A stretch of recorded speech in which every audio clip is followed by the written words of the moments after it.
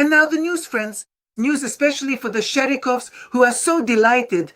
The State Duma is preparing a law on the confiscation of property from Russians who have left the country. The State Duma is drafting a bill to confiscate property from a number of Russians who have left the country. There haven't been any official orders yet, but it's said that committees have started working on developing this law. It still remains unclear exactly whom the deputies intend to deprive of their property. According to Alpha Bank's estimate, about 1.1 million people may have left the country in the first 9 months of 2022. 1 million people, friends, but that's understandable. That's just the first 6 months when they left. After all, people were leaving even before that because those who were smart, those who had connections with the security forces, they knew what was being prepared.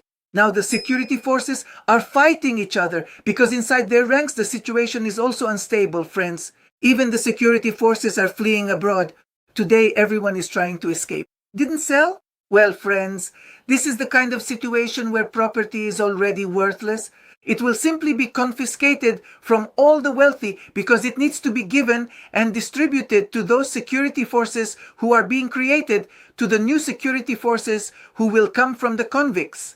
Today, Prigozhin is working on this new project where convicts, ex-convicts, will be put in charge of certain ministries or made deputies.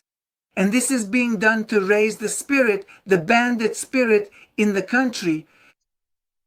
In other words, thieves-in-law will be held in high esteem. Today they had a talk, hashed everything out with the sledgehammer guy who plays the violin, settled all the issues. And then, most likely, they swore an oath to him of complete obedience, complete devotion. This once happened with Comrade Stalin. After all, it was exactly the same back then. After all, organized crime groups worked for Stalin, my friends. But just because you don't know about it doesn't mean it didn't happen, my friends. You have a short memory and you never studied anything. You never needed to. You only know history textbooks for idiots. Yes, history textbooks for idiots, for those who, well, don't want to keep learning. They were fed special stories that they were supposed to believe in. But the fact that Stalin was a bandit, robbed banks, stole, and had an entire gang of brigades, moreover, he never personally took part in the raids. He planned them, he provided backup from the law enforcement side, and then his brigades would go wild.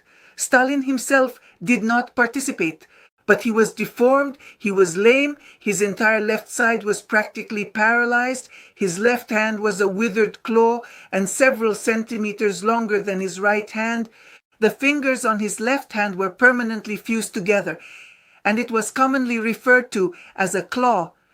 Furthermore, his legs were affected. His left leg was quite lame, so he dragged it heavily behind him, and the toes on both of his feet were also completely fused together. Well, there's a legend for the people so that people would understand things that way. Or rather, yes, brains full of noodles and starch. That's great. So there's a legend that supposedly when he was a child he was run over by some carriage. He was that kind of hero. A carriage ran over him, and so the left side of his body. But no, he was born that way. He was born like that because he was a ritual child. But that's a completely different matter, friends, which I can talk about on the Boosty platform. By the way, take a look below. I have a Boosty link there. Go check it out. And there we talk about this topic quite openly. Of course, even there I can't tell you everything, friends, but I can calmly share some of these things on the platform, and you will be very surprised and amazed at what is really happening in our world.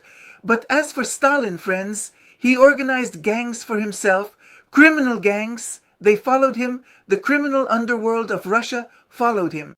And today, this is being done by Putin's chef Prigozhin, a chef who masterfully plays the violin with a sledgehammer. Huh? That's the kind of chef he is. An amazing chef. By the way, he has a very good boss. We don't know who this chef is, where he came from. Suddenly, like a jack in the box, he popped up. There you go. This is a chef who masterfully plays the violin with a sledgehammer. And now he's also forming gangs for himself. In other words, the army is his future army. After all, how many inmates do we have? Several million. That's his army. These days he makes all sorts of promotional videos about how this hero, who used to be an inmate who was imprisoned here, a convict, came from prison to the war, fought for 2 months at the front, and now he's already a hero. Now Putin is awarding him. You see what kind of fireworks of such promotional events are going on? Well, people believe it. People understand that if the cook comes and invites them to join his team, then of course they can count on a pardon and anything else. Of course, these convicts can count on that. And there are even rumors going around that they'll go into parliament. Well, where there are parliament members, there are also ministers, my friends. And how did Stalin bring people to power? Whom did he bring? Whom did Stalin bring to power? His accomplices from the gangs when they were robbing banks. But here, they don't even know who all these guys were. And of course, they were all connected